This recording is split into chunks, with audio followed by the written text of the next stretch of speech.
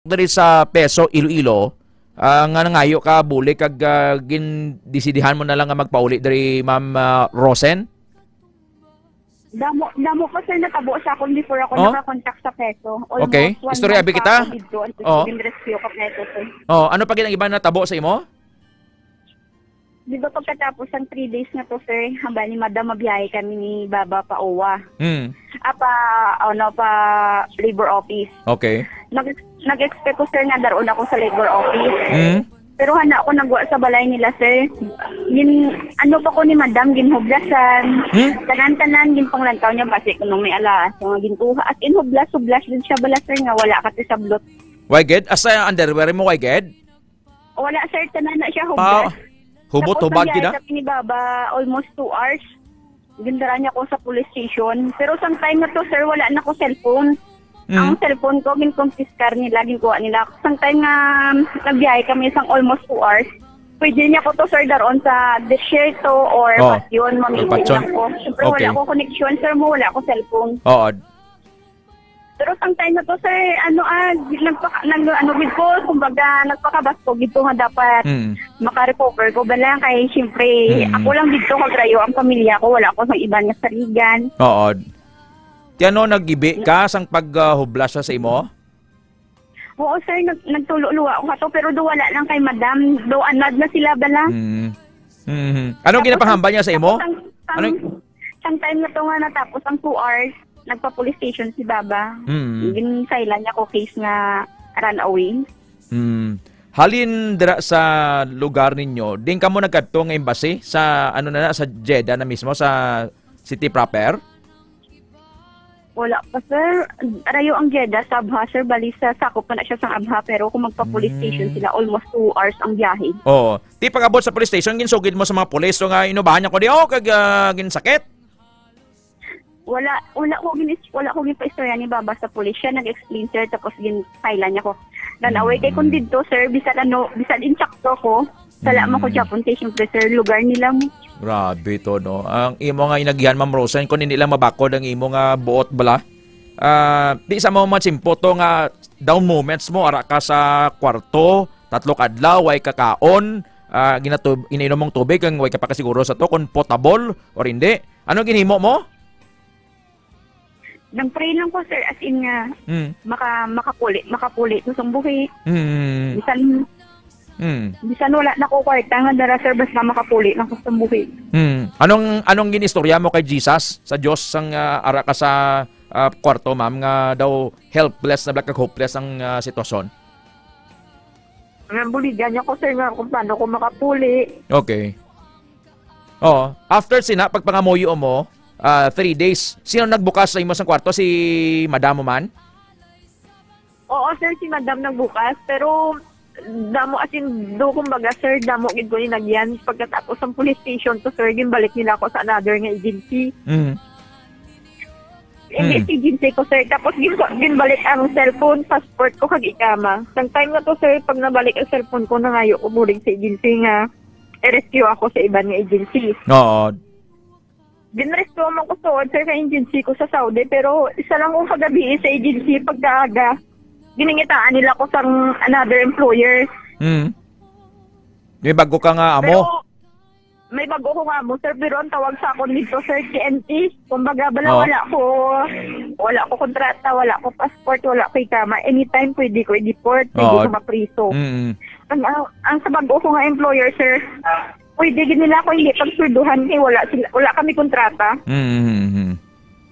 Ang time nga to, ginpost ko tiya ko magapangayo. Bulig, ginpost niya ang passport ko, kung ang kontrata ko. Tapos na dito, sir, sa may Saudi nga to, nakilala ko ang mga OFW nga taga diri man sa probinsya, sir.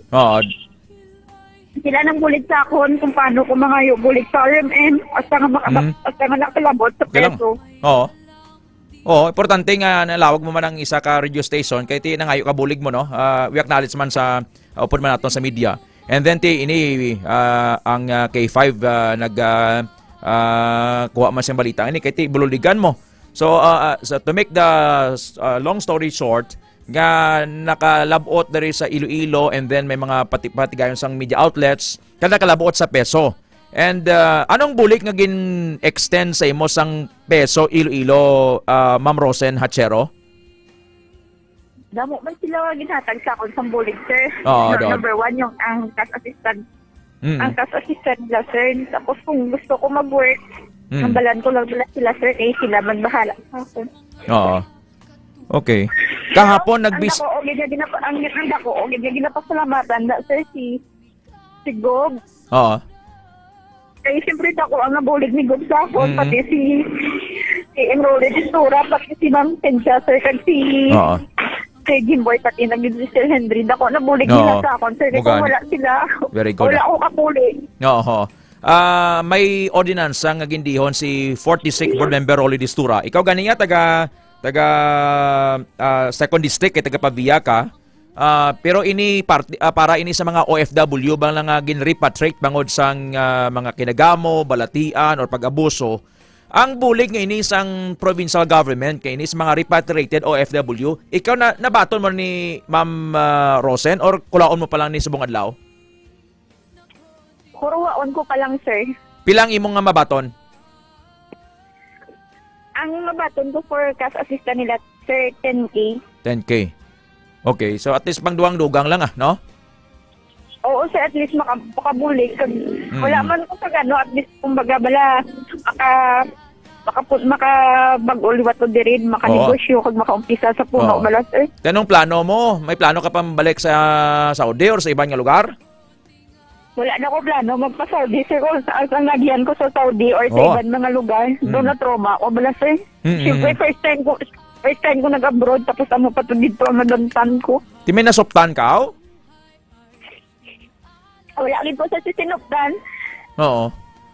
Pagpauli mo, naibaluan ni isang bana mo, kag sang kabataan mo, ginsugay mo na ni sa ila, ma'am, ang imo nga masubok nga inagihan, Ma'am Rosen? Nung sa Saudi ko, sir, nang balaan nila, comment sa bana ko. Oo. Balaan na nila, sir. Kaya syempre, pag dito ko, sir, kamba ko, okay lang. Okay lang ko, permis, sir. Kaya hindi ko gusto, mapati sila diri problema. Oo. Balik Pero kayo. sang time na to, daw, hindi ko nagintaya. Oo. Ginambalan ko ba na ako nga makadto sa Kapitol. As in, Oo. mga ayo bulik kay syempre sang time na to, sir. Doon nakulbaan ako bala nga. Mm. Sa matabo nga mo na. Oo. Hindi ka lang ng oras, pwede ko ma-deport, pwede ko ma-piso. Okay. Ma'am, subong may trauma ikaw. Ma-discern ta nga may trauma ikaw because of what happened to you dito sa Saudi Arabia. During night time, may matinion nga daw ginahilas ka magturog? Oo, sir. As kasubo, sir. Hmm. Magtulog ko, sir. Ara man siya diapon. Kumbaga, hindi gid siya madura. Bala. Oo. Okay. Anong mga nagabasulod sa paminsaron mo? Amo nang naging bunggo ulo mo sa washing machine? Verbally abused ikaw? Ginpagutuman ka? Ma'am Rosen? Oo, sir. Amo na tanan gasulod sa ulo. Ang tanan nga natabo dito, sir. Okay. Nagpinsar ka man sang dito ka sa Saudi nga hindi ka na makapauli buhi? Oo, sir. Yung panumdum ko naging pinsar ko nga ba ko basit time nga nakakadto ko sa Saudi buhi basi pagpuli ko, sir. Hindi na ako buhi. Damo gasulod sa pinsar ko nga amo na nga basi asta na ako diri. Pero anong Hindi ko na makita bata ko bala, sir. Siyempre, Saudi to, sir, mo damo gambal nga. Sir, may mo lang pag makapuli ka sa buhi. Oo. Pero ikaw physically and verbally abused. Ang bana mo, why man siya nag-abuso sa imo, abe? Wala, sir. Why man niya? Ang babae lang? Wala. Ang babae pila edad ni sang ama mo? Mga 30 plus, sir. 30 plus? Okay. So anong plano mo after sini a brand new chapter sa kabuhi mo? Ari ka na diri sa Iloilo, sa tupad sa pamilya mo, Ma'am Rosen. Anong plano mo sa para nga mapadayon ang imo nga pagpangita, trabaho para sa kabataan mo? Kung mangita mo ko katrabaho, sir, mas diri na lang yun sa Pinas. At least, kaupod ko pamilya ko. Oo. Pati ang bata ko, sir. Sa mga nagkapamati... Anoon ko mo lang ang dako, sir, do sa Saudi, sir, kung kabuhi ko dito, gataya. Di ano ka to, nagmasakit ka, bangod nga kulang ka permi sa turog? Oo, sir, kulang ka sa tulog, wala ka pa diop. Bawa. Nag-self-medicate ka lang, kaya arak ka sa kwarto mo, tapos ka masakit ka, ikaw lang yan mismo matumato magbulong sang lawas mo? Oo, sir, pag sa Saudi, kapag magmasakit ka, sir, Mm. imo lawas, imo bulong. Di may dala ka man mga analgesic ni, mga kuan bla, mga paracetamol bla? Oo, sir, sometimes na to may mga bulong ko nga dala, Biochesic, Alaxan, Eticasen, Newset. Oo, do. Damo kami bulong nga para gid sa Pinas. At least nakasapin-sapin, no? Nga pag-abot dito, Mm. syempre iba ang klema sa Saudi. Oo. Magmasakit ka gid. Mm. Sometimes nga to, sir, nagmasakit ko, pero hindi ang ba nga, once nga nagmasakit ka, excuse ka, wala, sir. Aba? Kasi talaga masakit sa obra ka, sir, kaya sabat nila. Mm. Bayad to eh. Bayad ka eh. Ginapilit mo lang gali, bisan sakit ulo mo, nahilanat ka. Obra ka lang yapon? Oo.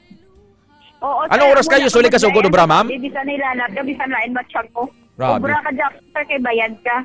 Oo. Diri sa aton, ano, kung sa aton lang nga oras, ano, di ba bansi kita dito mga 7 hours sa Saudi, no? Or 6 hours. Bansi ang Pinas, sir, 5 hours. 5 hours. 5 hours, no? Ti mag-alas 8:31 subong, so minus 5 kita. Usually, kung diri sa aton nabing orasan sa kagahon, ano oras kag bugtaw? Diri, sir, kung sa aton, ang oras diri sa Saudi, ikumpara sa Pinas, Oo. sir, lain kay kung diri sa Saudi, alas 8 dito sa Pinas, kung diri sa Pinas, alas 8 dito sa Saudi, sir, alas 3 sa aga. Alas 3 sa aga, okay. So kung diri abi sa Pilipinas nga oras, ano oras ikaw ga bugtaw sa aga? Ano oras ka sugod trabaho mo? Non-stop Diri gali sa ni? Pinas, diri Oo. sa Pinas, sir. Oo, doon. Mga pila ka, kuan may alas 3 lang bugtaw ka doon? Oo, sir, sa una-una ko, gid sa ngabot, wala ko katulog, kay ang, kumbaga naanad ko bla, sir, sa Saudi, Oo. nga ang gabi, aga. Sa ang Pilipinas? aga, gabi. Oo, doon, okay. Oo. Ang imo nga body clock nag-adjust man, Ma'am Rosen. So at least ari ka na di sir. subong ah. Ti ano nga balsang bana mo? Ano ang balsang bana mo pagka Subong, kita niya? sir. Yes, ma'am. Basta subong gadjas pa ko sa pagtulog ko bla, sir, kay kumbaga. Oo. So dito sa Saudi na naanad na ko bla Oo. nga amo na oras, matulog. Oo. Ang imo body clock ah. Kagapin pa daw na putos ka subong sang trauma na traumatized ka, no? Oo, May sir. unexplained fear ikaw subong Ma'am Rosen. And I want to pray for you nga ma-release ka sa trauma mo subong. Gusto mo? Mamayuan ta ka? Okay, sir. Yes sundon mo ni pangamuyo ah.